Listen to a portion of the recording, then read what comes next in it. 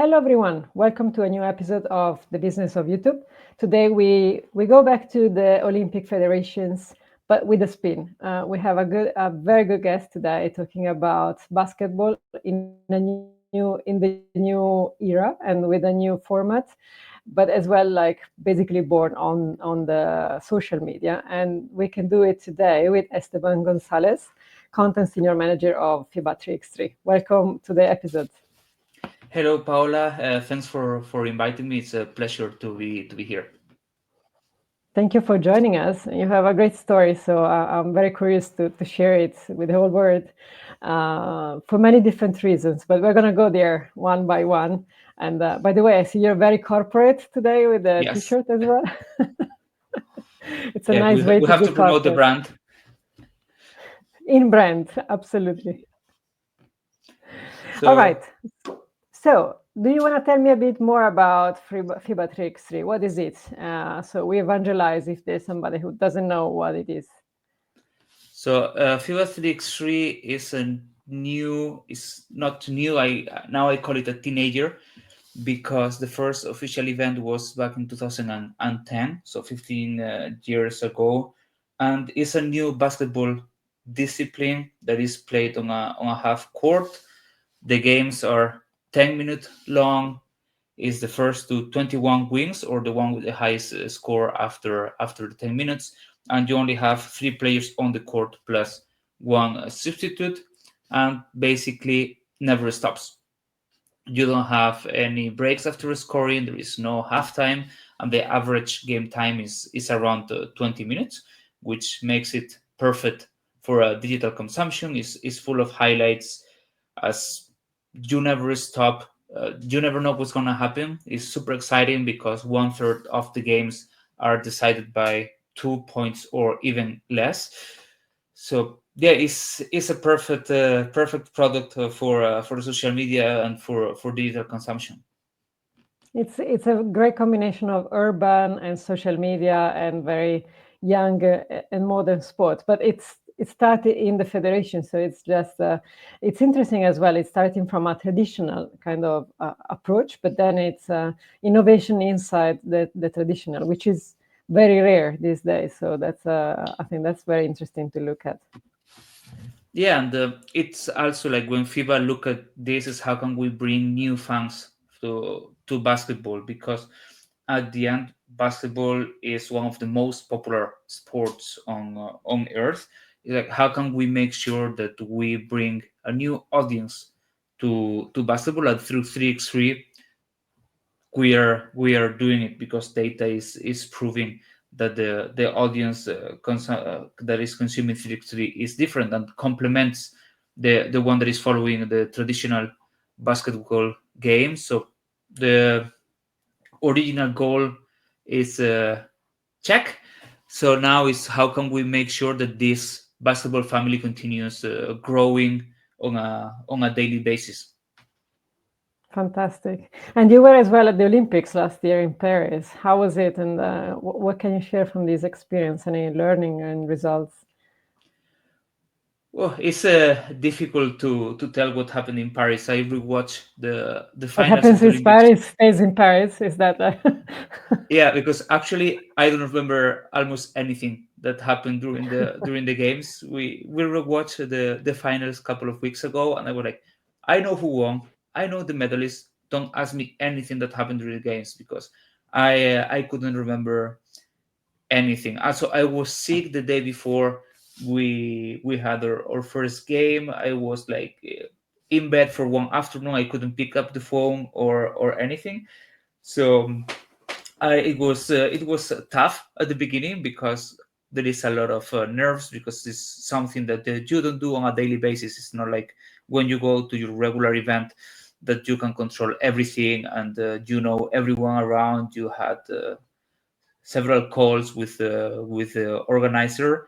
In this case, you are the governing body, so you have to do your job, but you don't have your hands on everything as you usually do. So this is a challenge that we had to reinvent our content strategy, because highlights are for broadcasters, not for us, and at the end of the day is our number one source of views and engagement. So we had to rethink everything that we do, and yeah, just adapt on the go as things were happening, as VIPs were coming. So looking back, it was an awesome experience. I said I didn't know what to expect, and I this is more than what I was expecting when I came to Paris, and was an experience that, looking back, I'm super proud of what we have done as a team. And yeah, we're already thinking what we can do for the next Olympics in LA. Yeah, I think it's a good time to start thinking of the next cycle, I guess. And LA, if Paris was great, then I guess that you have time to prepare for like the Hollywood Olympics in a proper way, and it's gonna be interesting to watch what's gonna happen. I'm very curious, to be honest. Yeah, and And at the end, yeah, sorry, go we had ahead. a lot of yeah, no, for example, in Paris we had a lot of VIPs coming, and we know LA is the home of the stars. So I can't wait to see who will appear courtside in 3 years. Who did join you, like in the VP areas? So we had LeBron James coming, we had Well, Kevin Durant, speaking of royalties, we had the UFC fighters as well coming, and also speak about royalty. We had the king and the queen of Spain, the Dutch princess. So we had VIPs from a lot of different fields, which it's great because it also allowed to reach audiences that we currently do not talk to.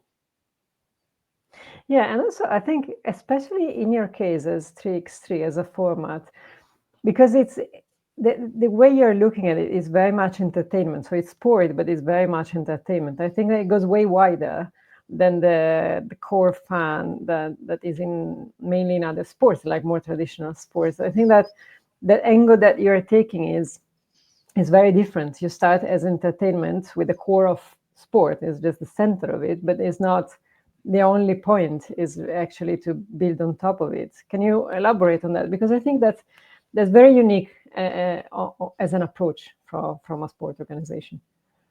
So yeah, we call it sportainment. Is a new word that now a lot of people are using. And since the beginning, since 3x3 started, one of the main goals was to have like a party, go where people are, not only in the city centers, also online, no?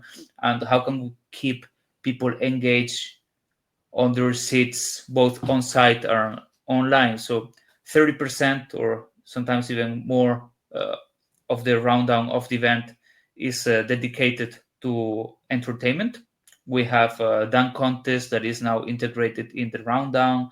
Uh, we also bring local dancers or local sports exhibitions to the court. So we bridge this local culture, together with the basketball international culture. And yeah, as I said, the game is entertaining as well on its own, because you never stop. So you have to be watching all the time, and because if you blink, you will miss a couple of baskets already. And it's at the beginning when you tell someone, yeah, just come, watch, enjoy, they love it. Last year, in a couple of events, I invited some friends that they never watched 3x3 on site or even online before. They just consume through socials, and the first comment is like, "Wow, this is incredible." I mean, when you look at what you share in socials, is like, okay, no, this is cool, but then when you are on site, the experience is incredible. We have non-stop music because the DJ is a part of the game. Actually, I think together That's with the breaking, party side, right? yeah, together with That's in line breaking, with the party, being a party. Yes. I think we were the only sport in the Olympics with non-stop music, and even the players now feel that, and they all have songs to be introduced on the court and everything. So and then the DJ as well understood that he's a part of the game and he has to play and adjust the music depending on how the game is going. And also an MC that is like talking all the time during the game. So you are 100% entertained when you are on site, not only because of the games, also because of the music and everything that's happening around. Absolutely. And how do you approach the then social media and the content strategy? Because again, it's entertainment. So what does that? How do you translate that into social media? Well, at the end, it's how can we make people that are watching at home feel part of the event? We all have highlights is the number one source of views, and once that is mastered, now we have to think, okay, how can we bring people closer to what's happening here, profiling the city, profiling the place where the event is taking place, bringing the players to the local experience as well. Like for example, last year in Utsunomiya, Japan, is like the is known as the city of gyozas. So we took one player and we did like a gyoza training, and he was like building his own gyozas and eating them, and everything was super cool because then you are mixing two, three, four different cultures and showing the world that you can do that while keeping things engaged and entertain them while they are scrolling on social media. Another example is also like now for the World Tour Finals last year in Hong Kong. We did a video about like if it's a GTA video game, and the mission was you have to enter the 3x3 venue. So you are showcasing the city while also promoting that you have an event. And the most important thing is you make people stop scrolling. That at the end is our number one priority when creating content, because it's a battle of attention. And how important is video and YouTube in the overall strategy? So YouTube is a vital part of our strategy. I mean, since the beginning of 3x3 in 2010, YouTube was already our source of live streaming. So we were digital first since You were day born one. digital, basically. Yes, all our events are live stream on YouTube, which is something that not a lot of people could say 10 years ago, or even these days. So we are super it's easy to access, which is really important to attract the new audiences. And then we try to use YouTube to maximize engagement, views, and bring new fans through both long form content, because our games are 20-minute long. So most of our games are published right after they are finished. So if you couldn't watch it live, don't worry. In less than 30 minutes, the full game will be available for you on demand. And also now through short form content with YouTube Shorts, to the community tab. So right now YouTube allows you to do a bit of everything, and we are trying to maximize it. And I think we are doing a pretty good job, as last year we reached 1 million subscribers, which was one of the Where is goals. where is the golden button? I thought it was going We to have be it in the here. office. We have it in the FIBA office. So people, when they come to visit, they can see it and take pictures with it. Even this week, someone from other office came, and was like one of the first things that she asked, "Oh, look at the golden button." So yeah, we have to have it in the office just to show it when people come to visit us. Okay, you probably deserve one in your back, like in the background, or like a Yeah, digital one, a digital version of it. like a neon light with the 1 million subscribers, or something like that. I Exactly, think would be got a it. good idea. Why not? Why not? Right. And what is next for you?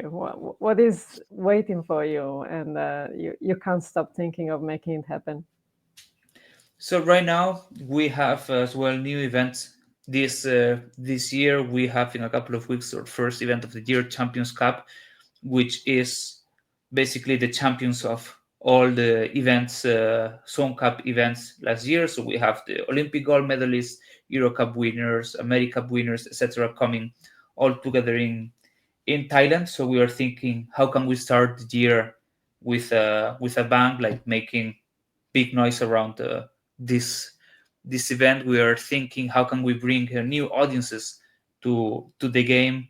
How can we retain the audiences that are watching 3x3 on casual base? Like, for example, the people that just see highlights, how can we make sure that they come and watch full game on demand? And then how can we make sure that they stay for the live stream?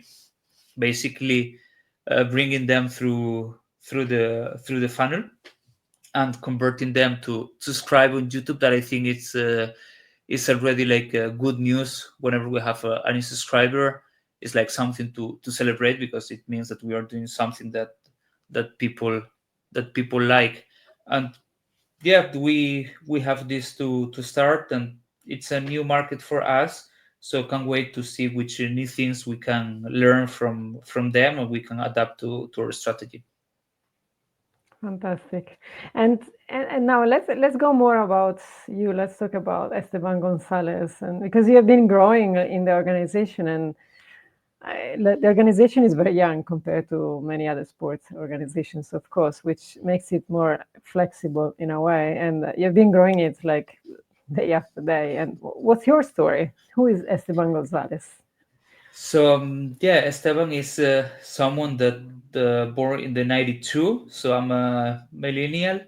But sometimes I behave like a Gen Z, so because yeah, I'm so close. So it's perfect. I think it's a good combination to working in social. I started in 3x3 in 2015, so yeah, it's like 10 years ago.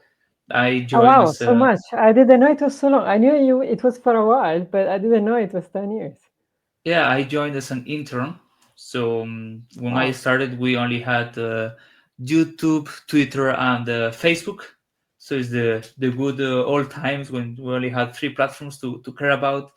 The only just 10 to 15 events per year. And so yeah, I joined 10 years ago. I'm from Galicia in Spain, and right now I live in Switzerland. Moved here a couple of years ago because I was living in Barcelona previously. S3 has a small office over there, and now I moved to the FIBA headquarters. And yeah, as I said, I grew in the company from intern to digital content senior manager, together with, I would like to say I grew, and I'm growing together with the sport and with the social media accounts and digital numbers, because I uh, I can see that, and I was doing some numbers before. Now for the last couple of years, we made over 1 billion views, and also like multiplied our followers, and I'm super happy when I see that, because that means that I'm doing something good for the sport and entertaining people. That is something that I wanted to do. And we all wanted to work in sports when we were kids. Like we all want to be a football player, basketball player, um, but at the end you also realize that you can work in sports doing something different. I wanted to be a journalist and travel the world covering my team, and then I discovered that I could do social media and tell the story of a sport, tell the story of players, and this is what I'm doing right now, and I'm enjoying the process. Yeah, and you're building the history of the sport basically from the beginning on social media, which is part of the DNA. So it's pretty compelling story. You've seen it all, and going to the Olympics as well. Everything up to that point. It's not every day that you see that. Yeah, and as well, we also have like a super young team, which is great because we are full of energy. Sometimes it's even about, okay, let's rest a bit. We're all full of energy, but let's focus this energy where it matters, because yeah, our heads will appreciate a break from time to time. And going to the Olympics is not something that you can do every year, or even every day. So you don't have to take it for granted that as a sport you will be in the biggest event in the world that happens only every 4 years. Like, it's the biggest window that you can have.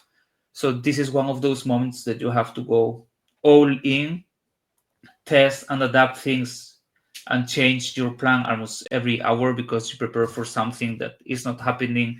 You prepare for something that went wrong. The teams that you thought would overperform are out. But this is also the beauty of our sport, that you don't know how the day is going to look like. You don't know what's happening in sports, and this keeps you engaged. This keeps you motivated, and this makes you think 24/7 almost about which kind of new content, which kind of new products we can launch, we can test, we can build to make the audience engage with what we are doing. And what are you most proud of? And this could be very personal. So I usually like to end with this question, because it's usually very interesting stories, and very intense stories in one way or another. But what makes you very happy of what you're doing? So in the personal side, I'm super proud of where I've arrived, because I come from a super small town of less than 5,000 people in Spain, in the northwest. So just going from there to the Olympics, like one of the 3x3's mottos is from the seas to the Olympics, and I feel that that also applies That's exactly it. to myself. Is also for myself, because I come from a really small village, and now I made it to the global stage, and I'm traveling to places that I've never thought of. I never thought I would visit countries like Mongolia, or I would be having crazy events in the Middle East with full bleachers. So sometimes it's good, especially when the event finishes, just to relax for a couple of seconds and just say to yourself, "Wow, I like what I'm doing. I love what I've where I've arrived, and let's continue doing this." So I'm super proud of myself for this, of course, because also my parents did everything they could for me, and also my sister, to get where we are right now, and is also living and visiting places that they couldn't when they were younger. So this is something that I'm super proud of. That is as well making my parents and my family proud of what I'm doing.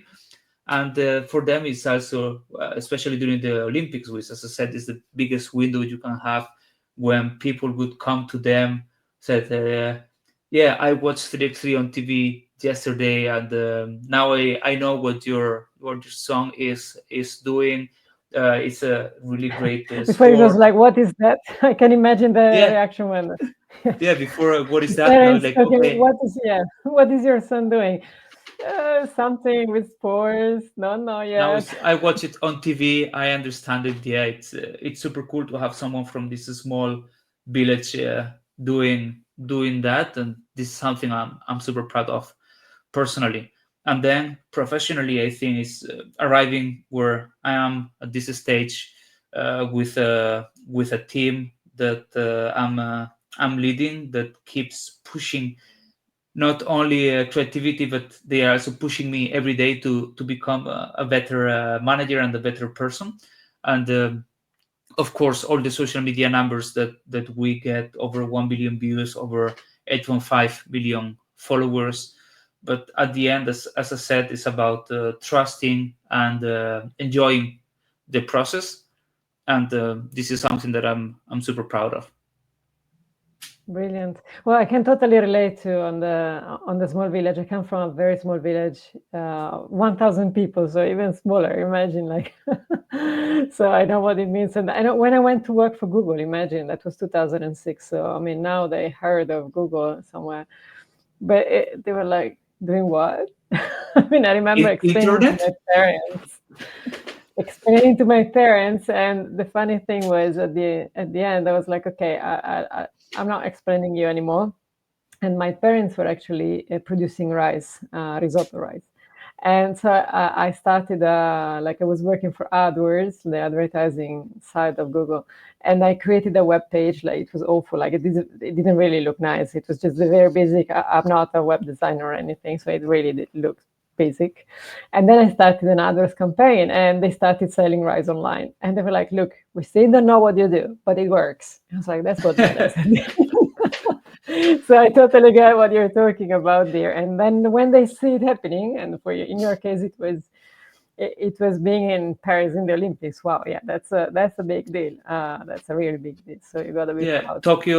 Tokyo was already like a big one, but it was weird because of pandemic, no public, etc. So now I consider Paris like my first real Olympics, let's say like that, Proper because you one, could yeah. live everything that is around their games, and also for them to see where I am right now. It's super cool, and have people telling them, "Oh, I saw your song on TV there in the background." It's also super nice to hear that. Yeah, absolutely. I'm so looking forward to see what's gonna happen in LA. That's gonna be fun.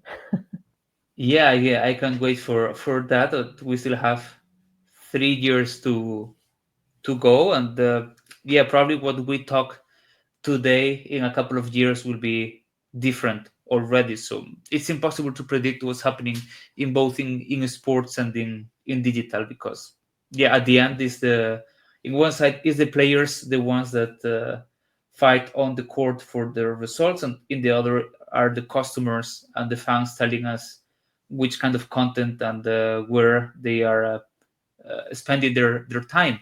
So yeah, what we say today maybe changes in 1 year or in 2 years.